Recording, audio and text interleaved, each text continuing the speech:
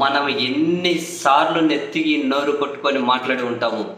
భారతదేశ మౌలిక స్వరూపం అనేది, భారతదేశ గౌరవాన్ని ఖచ్చితంగా పెంపొందించే అంత అద్భుతంగా నిర్మింపబడింది. కానీ ఆ మౌలిక స్వరూపాన్ని, ఓవరాల్ ఫెడరల్ సిస్టమ్ని కూడా ధ్వంసం చేసే విధంగా ప్రస్తుతం కేవలం అధికారం కోసం రకరకాల శక్తులు ప్రయత్నాలు చేస్తూ ఉన్నాయి. ఓవరాల్గా దేశ ప్రతిష్టనే ఎంత ఇబ్బందులకి నడుతుందో, దేశాన్ని ఎంత ఇబ్బందులకి నడుతుందో అని చెప్పి ఎవరు వినేది ఎవరు? మంచి ఎవరికి నచ్చదు కదా. ద్వేషం కావాలి, బూతులు కావాలి, విద్వేషం కావాలి, హేట్రేడ్ కావాలి, మొత్తం అటువంటివే కావాలి. కులాల మధ్య గొడవ కావాలి, మతాల మధ్య గొడవ కావాలి. అసలు ఈ దేశంలో జరగాల్సిన చర్చ ఏంటి? ఈ రాష్ట్రంలో జరగాల్సిన చర్చ ఏంటి? ఈ దేశంలో జరగాల్సిన చర్చ ఏంటి? విద్య మీద చర్చ జరగాలి, వైద్యం మీద చర్చ జరగాలి, పేదోళ్ళ బతుకుల మీద చర్చ జరగాలి, ఈక్వాలిటీ మీద చర్చ జరగాలి, దేశం ఐక్యంగా ఉండడం మీద చర్చ జరగాలి.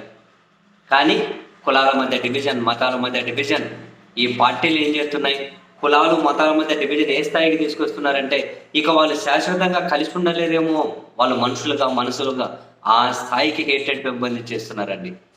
ఎంత తాజాగా సుప్రీంకోర్టు సీనియర్ న్యాయవాది దుష్యంత్ దవే కరణ్ థాపర్ ఇంటర్వ్యూలో ఏకంగా కనుక హోరున ఏడ్చేయడాన్ని చూసి నా కళ్ళు తడయ్యి. చాలా తన భావోద్వేగం ఆ ఏడవడంలో డిఫైన్ చేయలేనంత పెయిన్ ఉంది. మనలాంటి మొండోళ్ళు అంటే ఎంతున్నా కనుక ఏదో అంచుకోగలుగుతాం, కానీ పాపం ఏడ్చేశారు. ఏమని?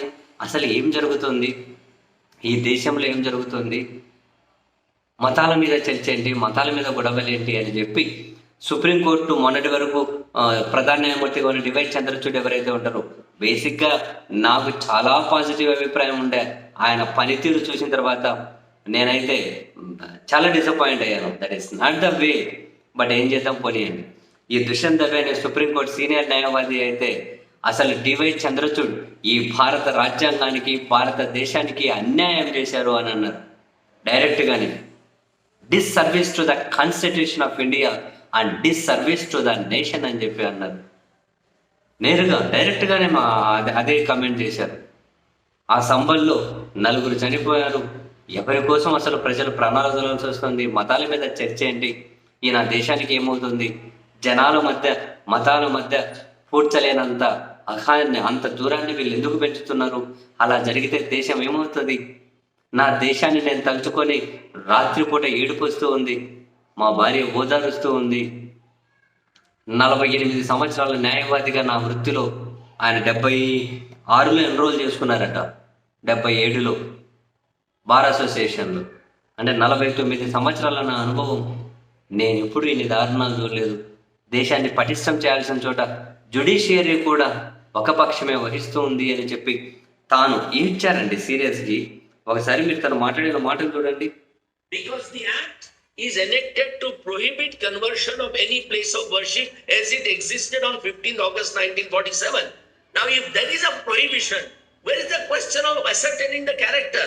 I mean, are you doing an academic exercise at Supreme Court in a most sensitive, communally sensitive issue? Now, is judiciary not responsible for the deaths of these 4 innocent people in Sambal? What are we are discussing here? People are losing their lives. The 2 communities are being divided permanently. And, these wounds are virtually impossible to heal, especially when the Bharatiya Janata Party is in power in these states where this is happening, be it Rajasthan or Uttar Pradesh. So I think that Chandrachud has done a great disservice to the Constitution and to this country.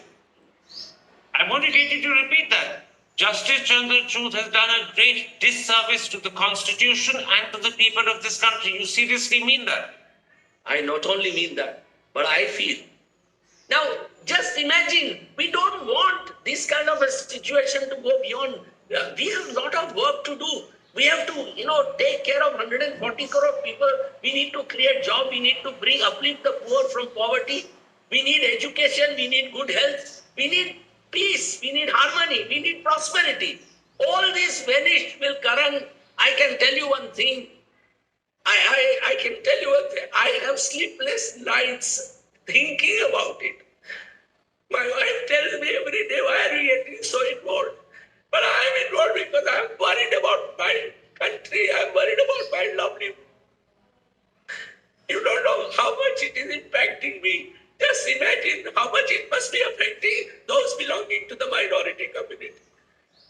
it's really sad what is happening, and I don't know why nobody in this country wants to stand up and fight this kind of nonsense. Dushyant Dave, I thank you for this very, very powerful interview. The emotion in your voice, the tears in your eyes speak volumes. So thank you. No, don't apologize. It was your heart. తను ఏడుస్తుంటే తెలియకుండానే కళ్ళు చెమరుస్తున్నాయి. ఇంత దారుణాలు జరుగుతుంటే దేశంలో ఎవరు దీన్ని ఎందుకు ప్రశ్నించట్లేదు, ఎందుకు నిలదీయట్లేదు, ఎందుకు ఫైట్ చేయట్లేదు? మొత్తం దేశమే అంత ప్రమాదంలోకి వెళ్ళిపోతుందని పాపం దుష్యంత్ దవే అత్యంత సీనియర్ న్యాయవాది సుప్రీంకోర్టులో 49 సంవత్సరాల న్యాయవాదిగా ప్రాక్టీస్ ఓరున ఏడుస్తున్నారు. ఏం జరుగుతుంది ఈ దేశానికి అని. ఎంత విద్వేషం, ఎంత హేట్రెడ్, ఎంత దారుణమైన నిజంగా.